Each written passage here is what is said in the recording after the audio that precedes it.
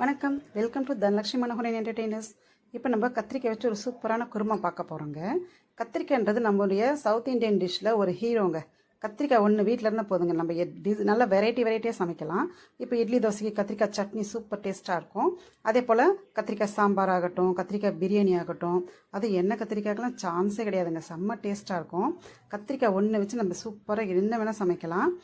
இப்போ நம்ம பார்த்திங்கன்னா ஒரு கத்திரிக்காயில் சூப்பரான குருமா பார்க்க போகிறோம். எப்படி செய்யறது நம்ம இந்த வீடியோவில் பார்க்கலாம். இந்த குழம்புக்கு பேர் வந்து அசாது குழம்புன்னு சொல்லுவாங்க. எங்கள் அத்தை தருமபுரியில் கற்றுட்டு வந்தாங்க இந்த ரெசிப்பியை. இதுக்கு பேர் வந்து அசாது குழம்பு அப்படின்னு சொல்லுவாங்க. நல்லா குருமா டைப்பில் சப்பாத்தி, இட்லி, தோசை, சாப்பாடு எல்லாத்துக்குமே சூப்பராக இருக்கும். எப்படி செய்யுதுன்னு இப்போ நம்ம வீடியோவில் போய் பார்க்கலாம். இப்போ இந்த குழம்புக்கு என்ன அரைக்கிறதுன்னு பார்த்துக்கலாங்க. நான் வந்து இஞ்சி பூண்டு விழுது எடுத்திருக்கேன், ஒரு 2 டீஸ்பூன் போல் எடுத்திருக்கேன். இல்லைன்னா நீங்கள் இஞ்சி தனியாக பூண்டு தனியாக கூட எடுத்துக்கோங்க. பட்டை பாருங்க, 4-5 பட்டை எடுத்திருக்கேன். அதே போல் லவங்கம் ஒரு 5-6 லவங்கம் சேர்த்துக்கோங்க. அடுத்தது வந்து சோம்பு எடுத்துக்கலாம், ஒரு 1.5 டீஸ்பூன் போல் சோம்பு எடுத்துக்கோங்க. நல்லா வாசனை கொடுக்கும் குழம்புக்கு.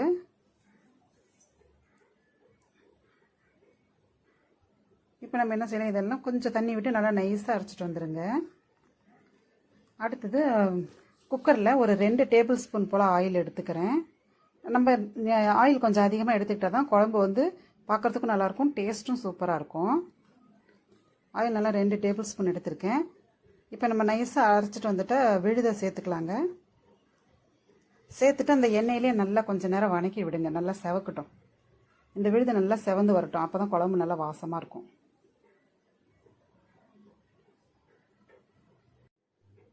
இந்த விழுது பாருங்கள், நல்லா செவக்க வணக்கிட்டோம் எண்ணெயிலேயே. பாருங்கள் எந்த அளவுக்கு செவந்து வந்திருக்கு பாருங்கள் விழுது. அடுத்து நம்ம வந்து சின்ன வெங்காயம் ஒரு 2 கைப்பிடி அளவுக்கு கட் பண்ணி சேர்த்துக்கலாம். இந்த குழம்புக்கு வந்து சின்ன வெங்காயம் போட்டால் ரொம்ப சூப்பராக இருக்கும். டைம் இல்லைன்னா பெரிய வெங்காயம் சேர்த்துக்கோங்க. ஆனால் சில குழம்புகளுக்கெல்லாம் சின்ன வெங்காயம் போட்டால் தான் டேஸ்ட்டு சூப்பராக இருக்கும். அடுத்து பாருங்கள், பச்சை மிளகாய் எவ்வளோ காரம் தேவையோ அந்தளவுக்கும் பச்சை மிளகாயை சேர்த்துக்கலாம். இந்த குழம்போட ஸ்பெஷாலிட்டியே வந்து பச்சை மிளகாய் தான். அந்த பச்சை மிளகாயோட வாசனையும் டேஸ்ட்டும் சூப்பராக இருக்கும் இந்த குழம்புக்கு. இல்லை எங்களுக்கு சுத்தமாக பச்சை மிளகாய் செய்கிறதுனா வேணால் மிளகாத்தூள் சேர்த்துக்கோங்க. ஆனால் இந்த குழம்புக்கு ஸ்பெஷலே பச்சை மிளகாய் தான். இப்போது இந்த வெங்காயத்தையும் பச்சை மிளகாயும் நல்லா வணக்கி விட்டுருங்க, நல்லா செவக்கிற அளவுக்கு எண்ணெயில் வணக்கிடுங்க. அடுத்து பாருங்கள், ஒரு 4 தக்காளி பெரிய சைஸு பொடிசாக கட் பண்ணியிருக்கேன். இதை சேர்த்துட்டு நல்லா இந்த எண்ணெயில் வந்து தக்காளி நல்லா குழையணும். வெங்காயம், பச்சை மிளகாய், தக்காளி 3மே நல்லா கலந்து குழஞ்சி வர்ற அளவுக்கு நல்லா வணக்கி விடுங்க கொஞ்சம் நேரம். இது 3 சேர்ந்து குழஞ்சி வந்தால் தான் குழம்பு நல்லா டேஸ்ட் கொடுக்கும். இப்போ பாருங்கள், வெங்காயம், தக்காளி, பச்சை மிளகாய் இது 3மே பாருங்கள் இந்தளவுக்கு நல்லா குழஞ்சி சேர்ந்து வந்துருச்சு பாருங்கள். இப்போ கத்திரிக்காய் பாருங்களேன், குட்டி குட்டி கத்திரிக்காய் எடுத்திருக்கேன். சின்ன கத்திரிக்காய் முடிஞ்ச அளவுக்கு நல்லா பிஞ்சு கத்திரிக்காய் குட்டியாக போட்டால் தான் இந்த குழம்புக்கு நல்லாயிருக்கும். இதில் வந்து காம்பு பாகம் பாருங்கள் பாதி கட் பண்ணி எடுத்துருங்க. அப்புறம் கத்திரிக்காயை வந்து 4 கீறிக்கோங்க, உள்ளார செக் பண்ணிக்கோங்க, ஏன்னா பூச்சி சொத்தை ஏதாவது இருக்கும். அதனால் 4 கட் பண்ணிட்டு உள்ளார இருந்து ஒரு காயுமே செக் பண்ணி எடுத்துக்கோங்க.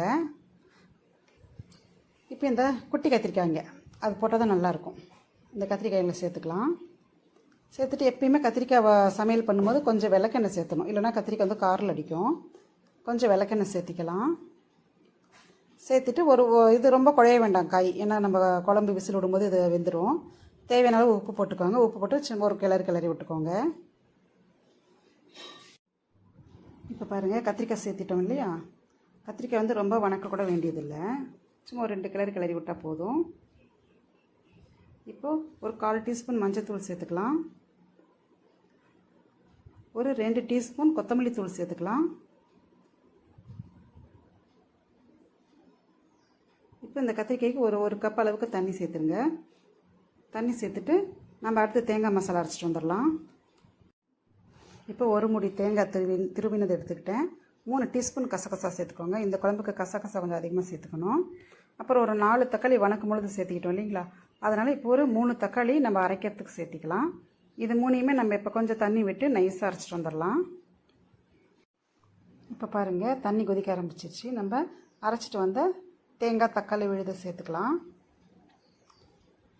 சேர்த்துட்டு நமக்கு குருமா கன்சிஸ்டன்சிக்கு தேவையான அளவுக்கு தண்ணி சேர்த்துக்கலாம்.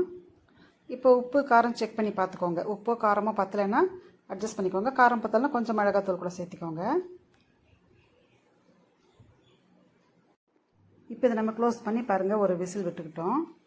இப்போ ஒரு விசில் விட்டோடனே உடனே நான் எடுத்து அந்த கேஸ் ரிலீஸ் பண்ணிவிட்டு திறந்துடலாம். எனக்கு அது கத்திரிக்காய் வந்து குழஞ்சிரும் அதனால். ஆனால் இது வந்து ரிலீஸ் பண்ணுறதுன்னு எல்லாருமே செய்ய வேண்டாம். இது கொஞ்சம் டேஞ்சரஸான வேலை தான். இப்போ இந்த கத்தி பார்த்திங்கன்னா லைட் வெயிட், அதனால் என்ன பண்ணுவேன், வச்சுட்டு கையை எடுத்துருவேன். அதுவே லைட்டாக ரிலீஸ் ஆகிக்கும்.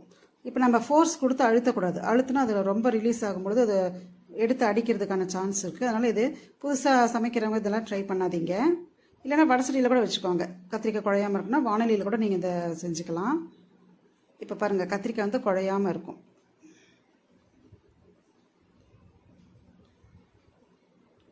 நல்லா கத்திரிக்காய் பாருங்கள், குழம்பு நல்லா சூப்பராக, கிரேவி சூப்பராக அருமையாக வந்துருச்சு. கத்திரிக்காய் குழையாமல் நல்லா வந்துருச்சு பாருங்கள். நம்மளுடைய அசாது குழம்பு ரெடி ஆயிடுச்சு. இது பச்சை மிளகாய் வாசனையோட சூப்பராக இருக்கும் சாப்பிட்றதுக்கு. சாப்பாடு, சப்பாத்தி, இட்லி, தோசை எல்லா கூடயுமே உண்மையிலுமே ரொம்ப சூப்பராக இருக்குங்க. ரொம்ப சிம்பிளான ரெசிபி தான். கண்டிப்பாக செஞ்சு பாருங்கள். இதனோட டேஸ்ட் உங்களுக்கு ரொம்ப பிடிக்கும். இது பிடிச்சிருந்தால் நம்ம சேனலுக்கு லைக் பண்ணுங்கள், ஷேர் பண்ணுங்கள், சப்ஸ்கிரைப் பண்ணுங்கள்.